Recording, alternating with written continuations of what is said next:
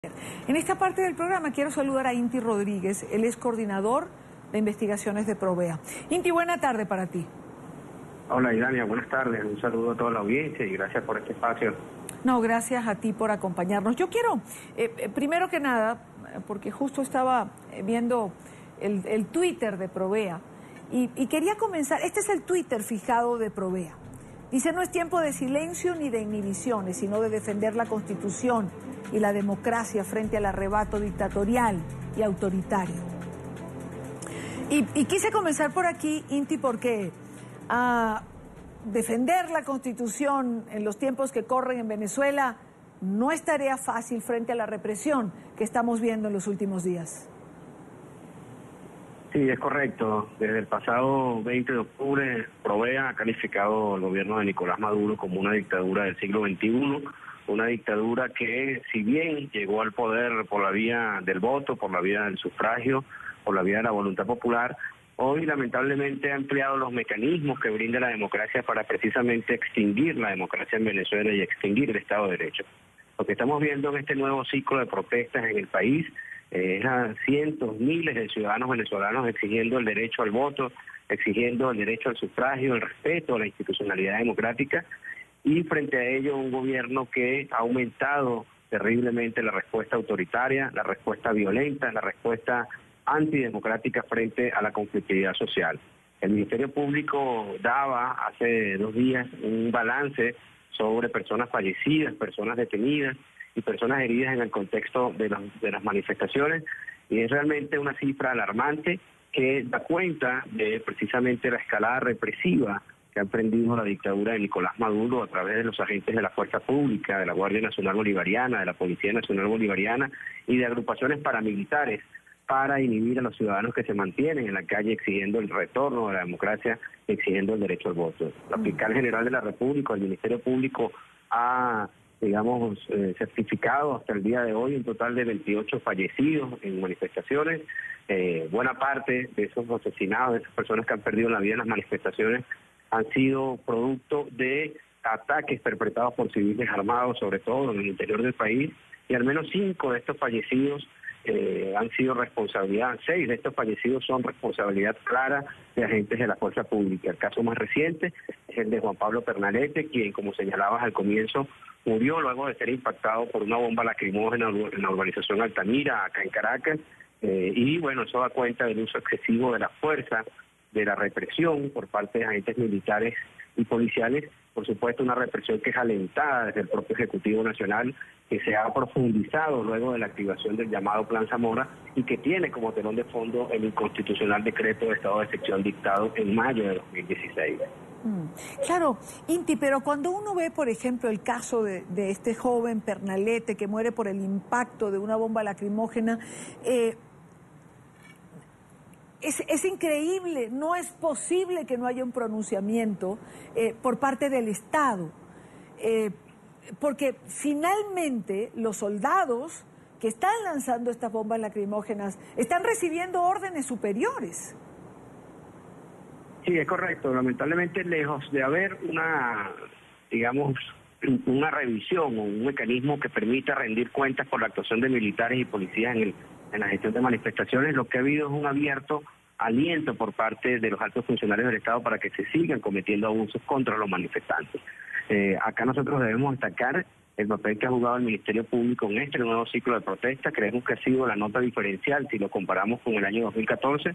Ahora sentimos que el Ministerio Público está actuando rápidamente para iniciar investigaciones en casos donde agentes de la fuerza pública estén involucrados en abusos contra manifestantes pacíficos, ¿no? Pero de parte del Ejecutivo Nacional, de parte de los mandos militares y policiales, la respuesta no ha sido otra que seguir alentando la comisión de abusos. Y el mismo día de ayer, luego de conocerse la muerte de este joven a manos de un efectivo de la Guardia Nacional Bolivariana, se produjeron hechos terribles de represión en el estado Lara, que tú lo indicabas al comienzo, en la urbanización Sucre, donde la propia Guardia Nacional Bolivariana, actuando en coordinación con grupos paramilitares, atacaron a vecinos residentes de esta urbanización. Es decir, no hay un freno a la represión, no hay un mecanismo que permita revisar Sí. la conducta de funcionarios militares y policiales. Por el contrario, lo que sigue habiendo es un aliento mayor a esa represión y esa brutalidad con que han actuado los militares y policías en el país. Bueno, no solamente no hay un mecanismo que permita revisar la actuación de estos funcionarios,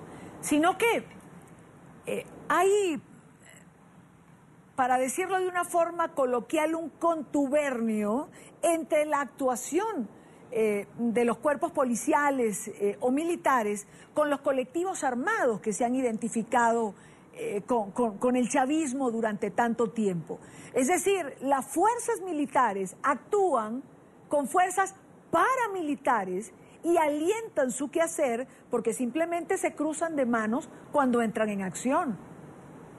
Sí, es correcto, y tienen como base jurídica, entre comillas, esta medida que se llama Plan Zamora, que fue anunciado por el presidente Nicolás Maduro, que está en plena ejecución en su llamada fase verde, y este Plan Zamora no es otra cosa que lo que ha dicho el gobierno, el enfrentamiento, la guerra de todo el pueblo, nuevamente entre comillas, contra quienes conspiran, en opinión del gobierno, contra la estabilidad de Venezuela. Es decir, sustentar nuevamente la represión sobre la tesis del enemigo interno, sobre el enfrentamiento a supuestas intervenciones extranjeras que no existen, a supuestas promociones de injerencia extranjera que tampoco existen. Ese reforzamiento de esa lógica interna, ese reforzamiento de la práctica represiva trae tras de sí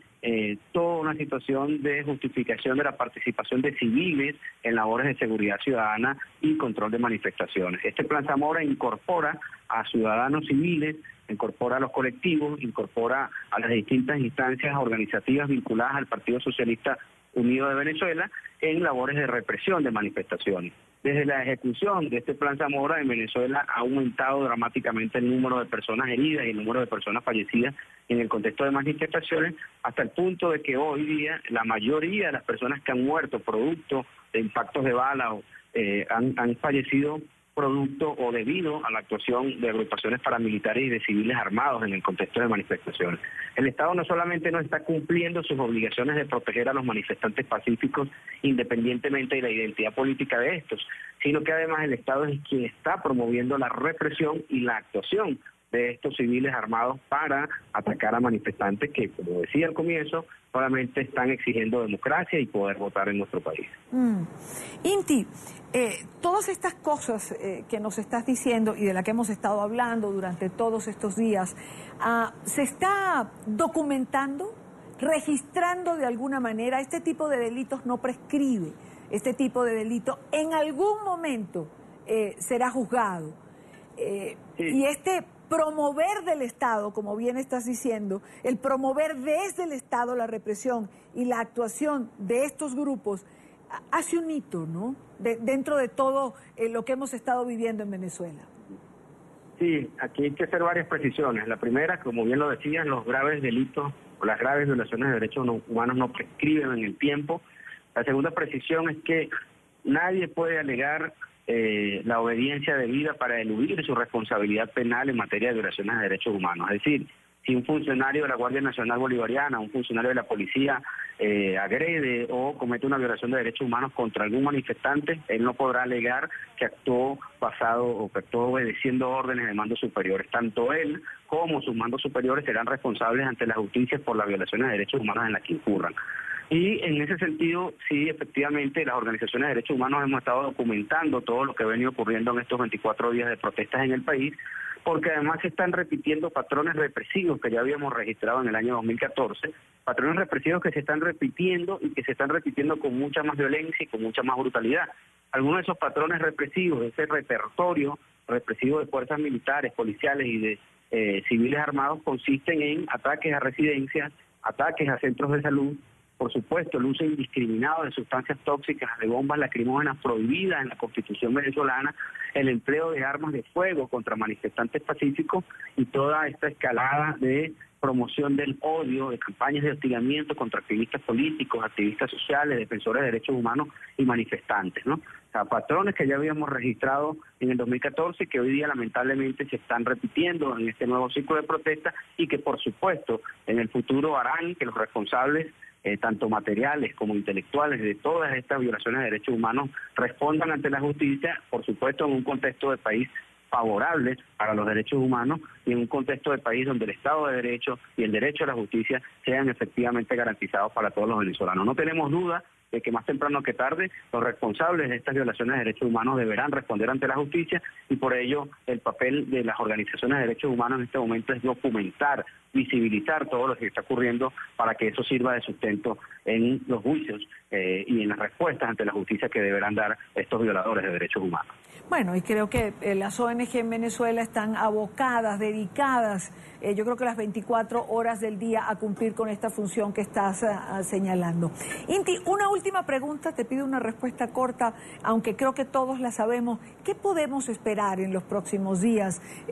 si tomamos en cuenta cómo ha ido increciendo esta represión? Sí, es muy interesante, muy importante eso, porque precisamente del balance que daba el Ministerio Público, que dio el Ministerio Público hace un par de días, lo que pudimos precisar o lo que hemos dicho es que la cantidad de abusos que se ha registrado en estos últimos días, de mantenerse la conflictividad social que hemos registrado, de mantenerse la respuesta represiva, vamos a registrar abusos superiores a los que registramos en el año 2014. En apenas 22 días de protesta ya habíamos registrado un total de 26 personas fallecidas y un número superior, un número de detenidos que supera la mitad o el 50% del total de detenidos que registramos en el año 2014. Si continúa la respuesta represiva, la respuesta autoritaria y continúan este ritmo de conflictividad social, vamos seguramente en los próximos días a seguir registrando nuevas víctimas de abuso y vamos probablemente a registrar más abusos que los registrados en el año 2014. Quiero darle las gracias a Inti Rodríguez, él es coordinador de investigaciones de Provea. Gracias por haber estado con nosotros. Gracias a ti, Daniel. Muy buena tarde.